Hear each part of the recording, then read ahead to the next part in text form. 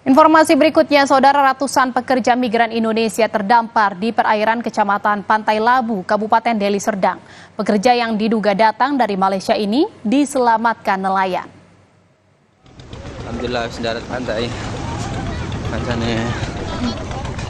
Pekerja migran Indonesia dari Malaysia ini menumpang kapal tongkang saat hendak pulang ke Indonesia.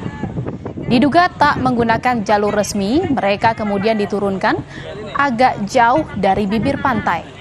Padahal kondisi air laut saat itu setinggi 1 meter, ditambah ombak yang cukup besar. Sejumlah nelayan yang kebetulan lewat di sekitar lokasi akhirnya menolong para pekerja migran. Dari hasil pendataan petugas camat dan imigrasi, didapat sebanyak 127 orang dewasa dan 2 orang anak-anak. Mereka kemudian telah dipulangkan secara mandiri ke daerahnya masing-masing. Informasi yang kita dapat bahwasanya mereka pulang kemari tidak secara prosedural.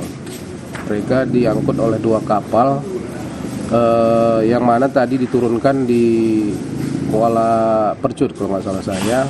Mereka diturunkan di air itu yang ada sepinggang tingginya, yang mana barang-barang mereka pun dilemparkan ke air, sehingga mereka tadi minta tolong sama nelayan kita yang kebetulan berdekatan sama mereka, sehingga nelayan-nelayan tadilah yang membawa mereka ke tepi.